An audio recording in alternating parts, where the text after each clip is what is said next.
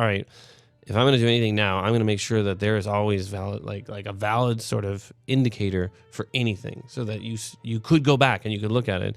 So much so that if we do a second game or a third game, you're going to go back to the first one and you're going to be like, oh my God, that was there. Right? I have so many things in there that are just setups for much later. Wow, can we just admit once again that this game is amazing in so many ways, but especially when it comes to lore and secrets. In an interview with IGN, Cory Barlog said that he has planted secrets in the game that will make sense with future installments. The most obvious one would be the horn being blown by an unknown person, but there's also many small details that still don't have a satisfying answer to them, like the box runes or what Jormungandr really says to Mimir. And today I bring you one that you're probably not even aware of, the dragon statue in the Odin Chamber found in Alfheim. For those who don't remember, the Odin Chamber rooms are the places where you fight the Valkyries.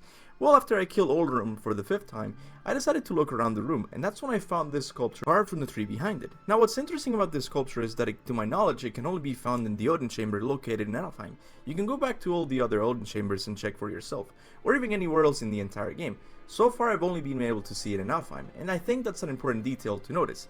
Now, when I saw it, I didn't originally thought it was a dragon. I just thought it was an artistic representation of the world serpent, Jormungandr, and I swear to you, I almost screamed out of happiness, simply because a few months ago, I uploaded a video talking about an Alfheim platform Jormungandr seems to have swallowed in the past. So a sculpture of Jormungandr in Alfheim would at least confirm that he was in fact in that realm.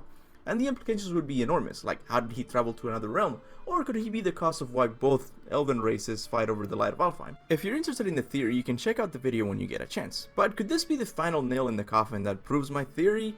I don't think so. First, it doesn't look like him. In fact, some of the Odin chambers found in Midgard have another statue that looks a lot more like Jormungandr. Then I thought it could be Nidhogg, the giant dragon that chews on the roots of the world tree in the hopes of plunging all the realms into chaos. This theory has some validity since the sculpture of the dragon was carved from the tree behind it. Maybe the tree represents Yggdrasil and the dragon Nidhogg, so maybe there's a connection here. But I don't know why the elves of Alfheim would dedicate a sculpture to the monster that wants to destroy them.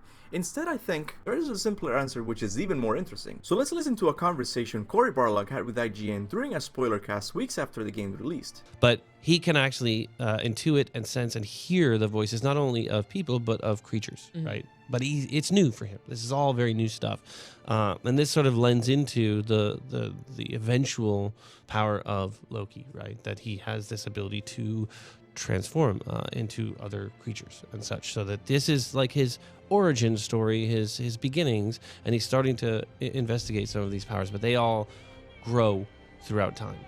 So it's him like thinking he's hearing his mother at certain points.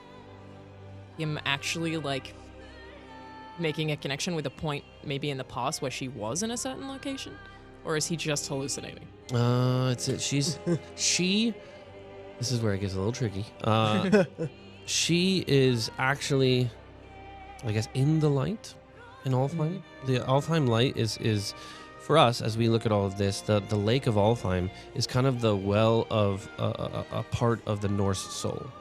There was one part in the game that never made it in and got cut early on, but there's this thing called a lindworm, right, in Norse myth, and it kind of travels from realm to realm, sort of devouring some of these souls, right, or a fraction or a part of the soul, because the Norse soul is broken up into like 6 pieces, and then would travel to the lake and kind of deposit these souls in there, and then it would go into the light, coming back out, and then sort of go back into somebody else who was born. So it's this fantastic sort of cycle of life that all these different people and the fractions of their souls are going into this well and then being sort of ejected back out to the other realms. The Lindworm ended up getting removed from that, but that kind of connection to all of these pieces and putting all them together means that part of Faye was there waiting for Kratos to come into the light. And she was trying to tell him, because if you look at what happened in the light, it is a chronological visual of your journey.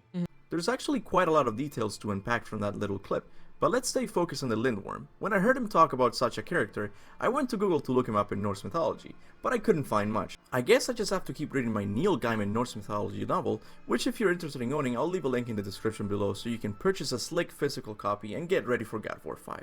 Anyways, back to the theory. One thing I did notice while looking for the character was its appearance. Not exactly a serpent, but it's a dragon with a serpentine body shape, which is very similar to the sculpture found in Alfheim. Now, when it comes to the lore of the Lindworm, Cory Barlog talks about him traveling through all the realms to collect swords or parts of souls to deposit them in the Lake of Alfheim, and the souls would later go in the Light of Alfheim. First of all, this is really interesting. It appears that a part of Faye's soul was actually in the Light of Alfheim. At first I wasn't sure if Kratos was hallucinating, but now we know that it was in fact her. That's why she was able to use her prophetic powers to show Kratos parts of his adventure before they even happened. So at least you can be happy to have learned that La Faye was actually in the Light of Alfheim. We can also see a bit of the souls Corey talks about manifesting themselves through Atreus, as it seems they can communicate with him. Huh? Again, I said nothing. Weird. Could have sworn you said something. What is it, boy? Voices! You don't hear that? I hear nothing. It's going away now. It was screaming. Lots of voices. Angry. You really didn't hear that? No. It felt... evil. Now, it's important to know that Cory Barlog does say that the part involving the Lindworm in the story was cut from the final game. This could be that we'll never see him in the series again, but it could also mean that he didn't belong in the story of God of War 4, and perhaps will make a return in future installments. After all, the lore about the Light of Alfheim is still very much how he envisioned it originally. That means we still need a reason for Faye's soul being in the light, and I think we can all agree that a dragon who travels through all the realms, devouring those souls, is a cool idea.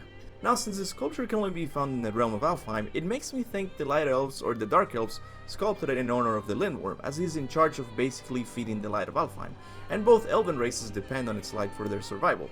But I'm not gonna talk anymore about the elves in this video, as it's getting too long, but don't worry, I plan on uploading a video talking exclusively about them. Now, the next part of the video is going to be me theorizing how could the Lindworm be used in the story. I don't think it's a secret that Alfheim will play a big role in the next game, as it has many setups for the sequel, like the Dark Elves alluding to the Light Elves being more sinister than what they appeared.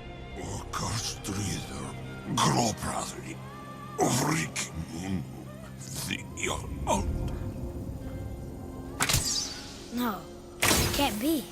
What does it say? That we made a grave mistake. And most importantly, how the Light Elves are actively looking for the god Freyr. That's right, Freya's freaking brother. And now I feel like the Lindworm will be mixed with all this drama too. Perhaps Kratos and Atreus killed the dragon for some reason, and his death becomes the reason Freyr comes out of hiding as his temple is losing power. Perhaps he won't be an enemy at all. Kratos could learn about the Lindworm taking Faye's soul into the Light of Alfheim and finds a way of bringing her back through the Lindworm. Or maybe Kratos goes old school and kills the Lindworm Hydra style.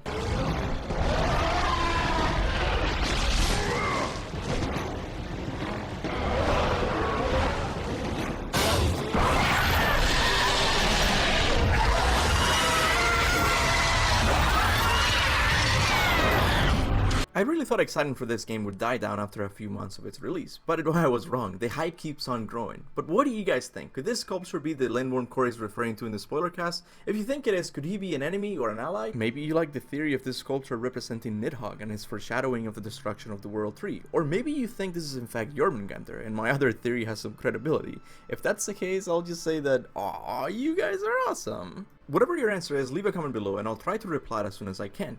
If you like God of War theories, lore videos, and news, make sure to subscribe and hit the bell to get notified of my uploads. We are quickly growing as the top God of War channel on YouTube, so make sure to like and share to grow our faithful God of War community. For my next video I got a few ideas, but I might pick out an interesting theory left by one of you guys to talk about. So that's it for today. I hope you liked the video, and remember, go forth in the name of Olympus.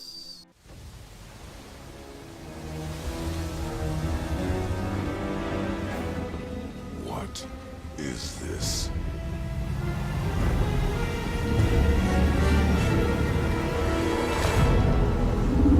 It's the world serpent.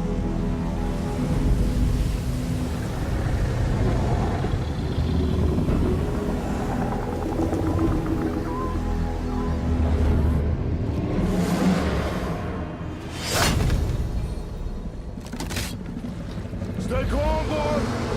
I am! This is great!